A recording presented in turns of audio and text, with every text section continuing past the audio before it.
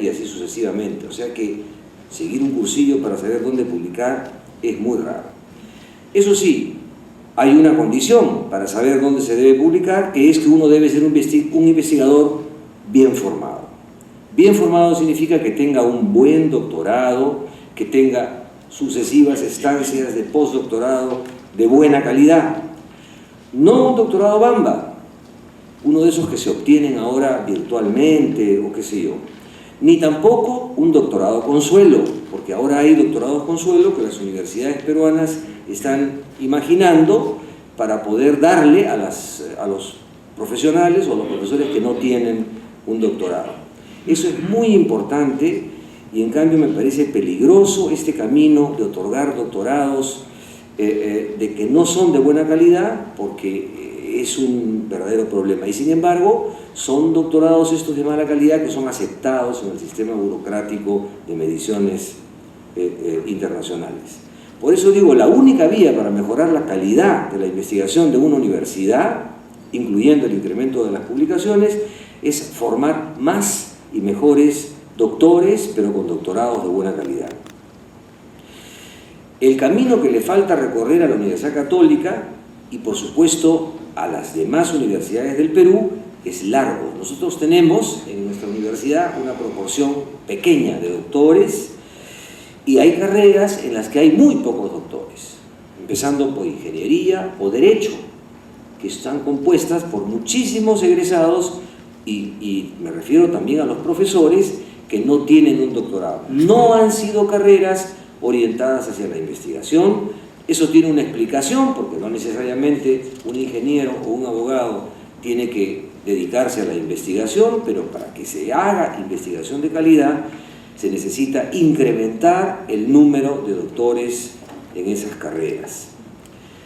Yo pienso, si la la Pontificia Universidad Católica de Chile o la de Brasil o las universidades de Colombia nos ganan en los rankings, es, creo yo, por 4 razones. Primero, porque tienen muchos más doctores con doctorados de buena calidad. Segundo, porque tienen ciencias biomédicas que nosotros no tenemos, y en el sistema internacional las investigaciones en esas ciencias tienen un peso muy grande para las mediciones.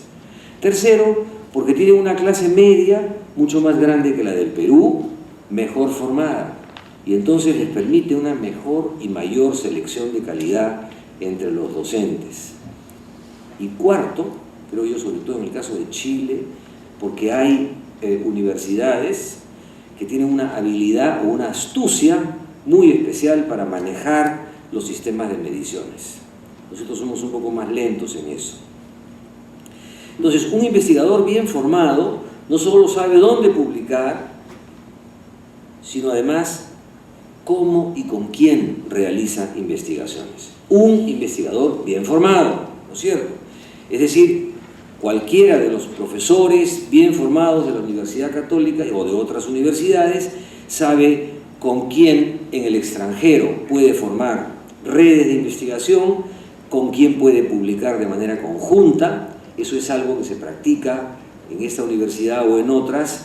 Es algo, por ejemplo, que también para lo que se presta ayuda en la universidad. Aquí quiero mencionar el apoyo de Benjamín Martí Corena, porque está alentando y de alguna manera también contribuyendo a financiar grupos internacionales de investigación. Eso es muy importante, que un grupo de historiadores o de físicos o de filósofos de la Universidad Católica o de una universidad tengan relaciones institucionales orgánicas con centros de investigación de prestigio de otras partes. Por supuesto, la investigación, como lo ha explicado muy bien Marcel Blondet, no es solamente investigación, digamos, básica, sino también es investigación aplicada, y más todavía eso es necesario en el caso del Perú, y más de investigación más desarrollo. Eso es muy importante para el caso peruano.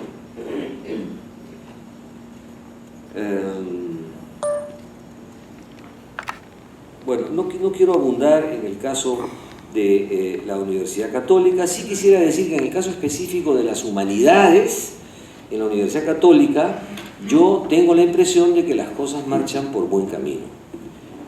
por las siguientes razones: porque hay gran cantidad de doctores con buenos doctorados en humanidades, porque hay muchas publicaciones de calidad, porque hay redes y convenios de cooperación internacionales de investigación en todas las áreas de humanidades, y sobre todo porque hay muchos jóvenes doctores e investigadores con buenos doctorados que nos están ya empujando a los viejos y que son, por así decir, nativos internacionalizados. Son gente que tiene el hábito, se ha educado en una buena universidad con el hábito de la cooperación internacional. Bueno, me quedan 5 minutos. Segunda reflexión. La primera era, ¿por qué hace falta que le digan a un investigador dónde debe publicar? Mi segunda pregunta es, ¿cómo puede saber alguien de un vicerrectorado, alguien que no es un investigador, dónde se puede publicar? Ese es un segundo aspecto. Yo diría, por supuesto que no son personas que están vinculadas a la investigación en sentido estricto. No saben lo esencial, diría yo, pero sí saben algo que se ha vuelto muy importante en las últimas décadas o en los últimos años, algo que debería ser un medio para la buena investigación, pero que se puede convertir, desgraciadamente, en un fin. Es un arma de doble filo. ¿Qué es lo que saben los funcionarios de la Dirección de Investigaciones? Pues se saben muchas cosas. Conocen cuáles son las bases de datos, las fuentes de información, cómo funcionan los sistemas de los rankings, cuáles son los índices de las revistas, los sistemas de evaluación internacional y varias cosas de estas que son útiles, muy útiles para quien investiga, o más bien diría yo, para las mediciones internacionales. Yo digo, es una carreta que puede ayudar muy bien a los bueyes, que son los investigadores. Eso es una ayuda valiosa que en esta universidad ha ocurrido en 3 sentidos por lo menos. Se creó el Vicerrectorado de Investigación y se promovió el trabajo de investigación en la Universidad Católica. Eso ha sido bueno, importante. Segundo, se destinaron recursos para financiar proyectos de investigación. Tercero, se alentó la internacionalización de la investigación. Eso es muy bueno. Lo malo es cuando se pone la carreta delante de los bueyes, ¿no? Como parece suponerse en el anuncio del taller al que me referí al comienzo. Es decir, cuando la investigación se pone al servicio de los rankings. Eso sí que es algo fatal para una universidad, pero es un mal que ocurre en todas las universidades de América Latina o en la gran mayoría, ¿no? O sea, se ha formado una burocracia internacional de la educación superior que condiciona de alguna manera el trabajo de investigación de las universidades. Lo voy a mencionar enseguida. Por supuesto que la finalidad de esa burocracia es mejorar la calidad de la investigación, mejorar la administración de las universidades, etc., ¿no? Pero puede tener efectos perniciosos. Por ejemplo, puede incrementar mucho investigaciones de corto plazo, porque son aquellas que van a ser medidas inmediatamente. O investigaciones sobre temas de moda, porque los temas de moda son los temas que favorece la burocracia internacional, que no está compuesta precisamente por investigadores de punta. Y esos son entonces los proyectos que obtienen fondos, los que son investigaciones sobre temas de moda. O imponer líneas de investigación en las universidades, que generalmente son también temas que tienen una actualidad, digamos, superficial. Yo creo que la ciencia o la investigación debe ser libre, y libre significa que se debe permitir que haya investigaciones que aparentemente no tienen una finalidad práctica inmediata, pero que sin embargo la pueden tener en el mediano plazo. Por eso yo diría que es importante que no se pierda de vista que la carreta debe estar detrás de los bueyes. Otro efecto pernicioso es que a nivel internacional parece que vale lo que ocurre también en el Perú, que es que lo más importante es tener un cartón. Hay que tener un cartón, un diploma. Y resulta que no importa si uno lo tiene de una buena universidad, de una mala universidad. Y entonces está ocurriendo algo en el Perú que a mí me parece también peligroso, que es que, por ejemplo, en esta universidad, sin necesidad de mencionar casos demasiado específicos, estamos obteniendo, qué sé yo, acreditaciones, ¿no?, o estamos siendo evaluados por pares, pero resulta que los pares son a veces universidades o sistemas de acreditación que no son realmente de buena calidad. Pero claro, como nos van a dar un diploma, entonces nos sometemos a esas evaluaciones. Eso me parece a mí que es algo que se debería cuidar más. Termino porque me quedan 2 minutos. Como buen ingeniero estoy mirando el tiempo. El panorama en el Perú, esa era mi tercera reflexión, solamente puedo decir una cosa muy general, es un panorama diferente. En el Perú estamos en una situación desastrosa desde el punto de vista de la situación de las universidades. Yo no conozco un país que esté peor que el Perú en la calidad de la educación universitaria, porque nos hemos demorado 20 años o 30 años en subirnos al tren de la mejora de la calidad de la docencia, de la investigación, etc.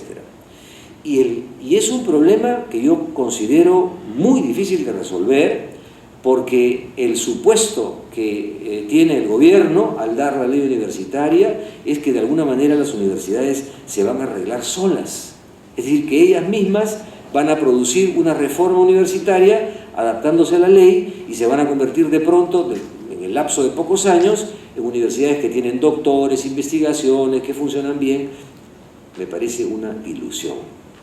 Yo no sé cuál sea el problema, pero no creo que se vaya a resolver de manera espontánea o automática como se está imaginando el gobierno o el Ministerio de Educación. Obviamente hace mucha falta que las universidades entren en un proceso acelerado de mejora de todas sus funciones y sus tareas. Pero yo no creo tampoco que todas las universidades del Perú deban convertirse en universidades de investigación de punta. Eso es una ilusión también. A lo mejor habría que pensar en una solución como la de los colegios mayores y tener algunas universidades que concentren la investigación y más bien la gran mayoría de las universidades pues que estén dedicadas a esta investigación ligada al desarrollo con apoyo nacional o internacional. Bueno, muchas gracias.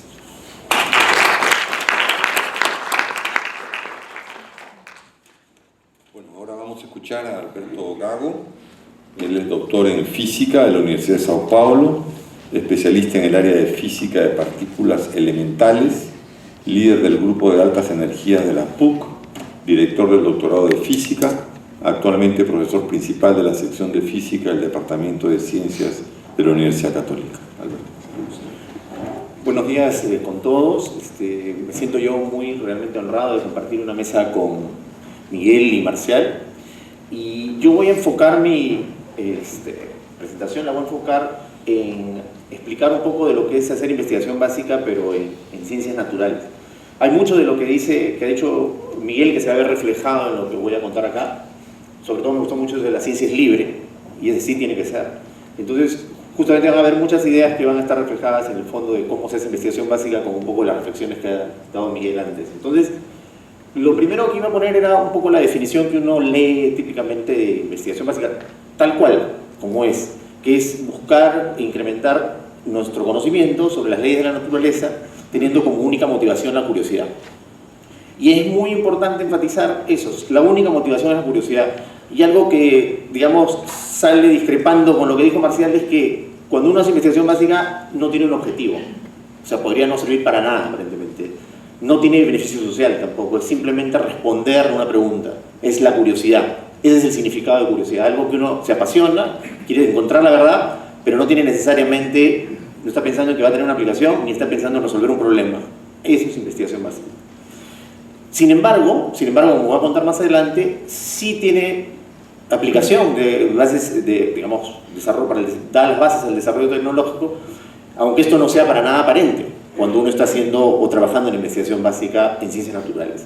También otro punto que creo que es importante, que quería remarcar bien, es que la mayoría de investigación básica, vuelvo a decir ciencias naturales, estoy refiriéndome, se desarrolla en las universidades. Hay veces hay una concepción de que la hacen los centros de investigación, pero si uno ve las estadísticas en los países, la mayoría de la producción de investigación básica se da en las universidades, ¿no? Entonces eso hay que tenerlo un poco presente, porque hay veces hay una confusión que los centros son los que hacen investigación, la universidad no. las universidades son las que mayormente son protagonistas de la investigación básica. Entonces, estoy poniendo ahí un ejemplo de lo que es investigación básica. Entonces, tenemos al hombre de las cavernas cuando descubre el fuego, que dice, yo estaba simplemente frotando los palitos y por diversión, y no sabía que estaba haciendo investigación básica. O sea, en otras palabras, no sabía que eso iba a llevarme al fuego y que eso ya iba a poder tener toda una serie de aplicaciones futuras. Entonces, esa es la investigación básica.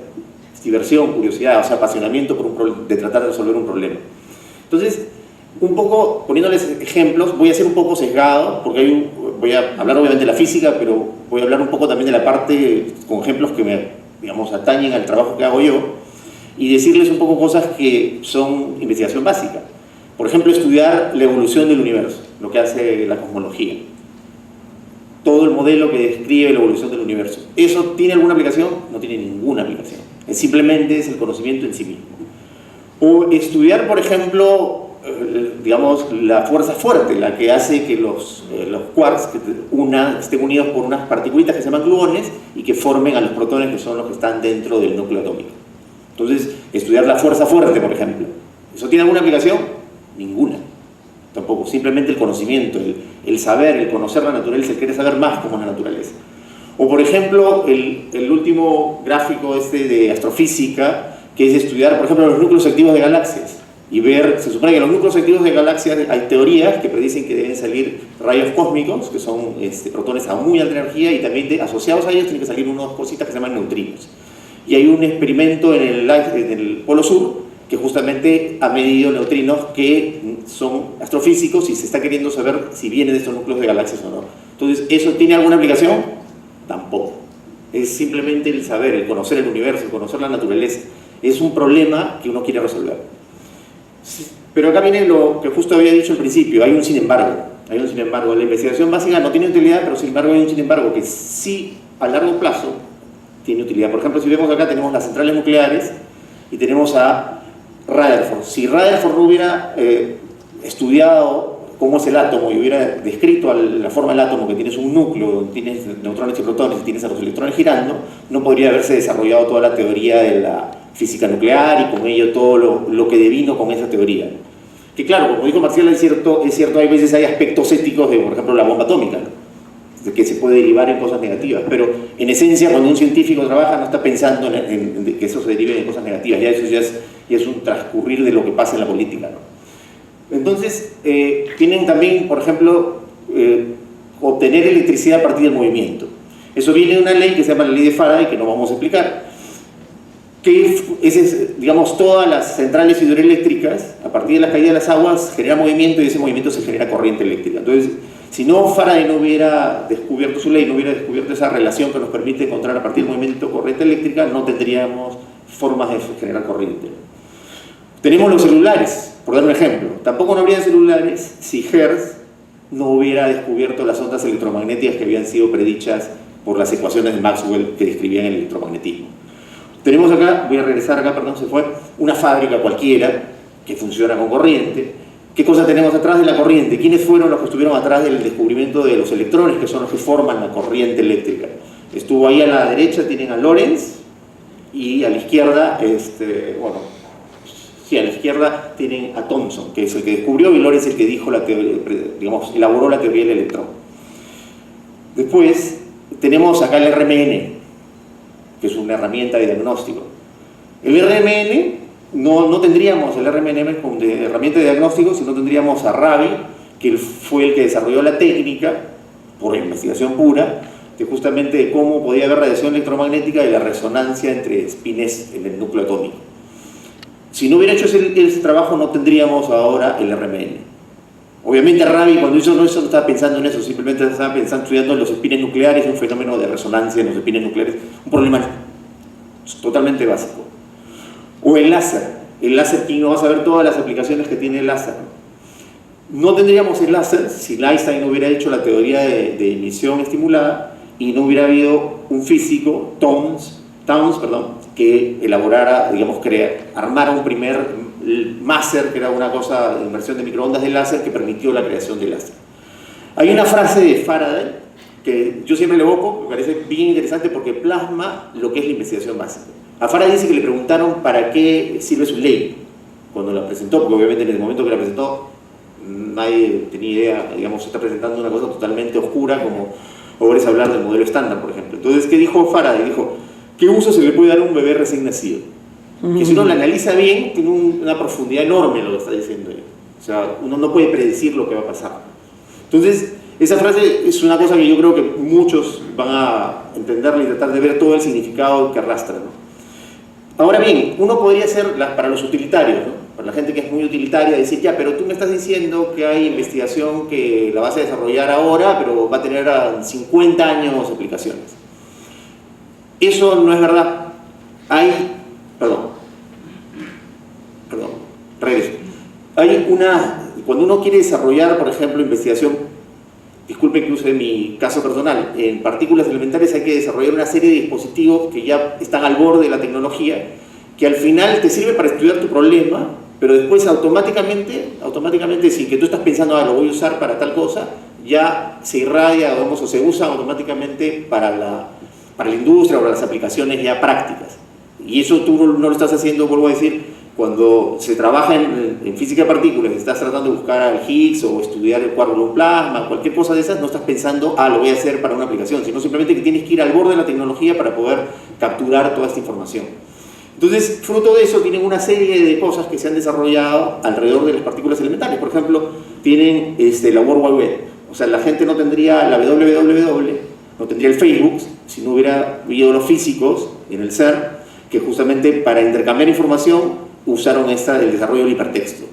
Eso es un ejemplo clarísimo, que no fue pensado, vamos a tener un Facebook en algún momento, ¿no? O todo el sentido comercial que tiene la web ahora, ¿no? También el desarrollo en aceleradores, porque los aceleradores son los necesarios para justamente acelerar las partículas, poder chocarlas entre ellas y estudiar este mundo subatómico. Toda esa tecnología nos sirve, por ejemplo, para las terapias en cáncer. Hay aceleradores de electrones que de ahí salen unos rayos X, y esos rayos X de alta energía sirven para irradiar tumores. No tendría antes eso. O, por ejemplo, algo relativamente reciente, que es el que está ahí, el tomógrafo de positrones, la tomografía de positrones, que no sería posible si no se hubieran desarrollado unos detectores de silicón, que son muy pequeñitos, que son unos chips, que permiten capturar partículas. Entonces, que esos que están alrededor de esta parte. Bueno, ese círculo de ahí son esos detectores. Esa tecnología no se tendría si no se hubiera buscado el Higgs o no se hubiera estudiado el quark gluon plasma, por dar dos ejemplos. Y acá abajito, acá abajo, en esta parte de acá, en la parte de abajo, estoy poniendo, por ejemplo, una cosa que es bien interesante. Para uno trabajar, digamos, en todo este contexto, también tiene que hacer parte no solo de la parte dura de hardware que estoy diciendo, sino también hay un desarrollo de toda esa física que digo, de las interacciones de las partículas con la materia, se traslada a programas computacionales. O sea, toda esa, digamos, la información de la física, de cómo es la física, este nivel de partículas elementales, está también en programas, para poder uno simular esas situaciones. O sea, son esenciales para poder diseñar estos experimentos. Entonces, esos programas no solo tienen aplicaciones para esos experimentos, por más que han sido creados justamente para eso nada más. Por ejemplo, cuando uno hace un planeamiento para hacer dosimetrías, tiene un tumor, y cuando uno tiene un tumor, quiere optimizar la radiación alrededor del tumor, no va a querer radiar a toda la persona. Entonces, si no se supiera, si no se tuviera estos programas que te calculan y tienen toda la física metida y de qué va a pasar cuando viene un rayo gamma del cobalto, cuánta energía, digamos, va a depositar, qué daño va a hacer, no podríamos hacer ese tipo de planeamientos, ¿no? Entonces,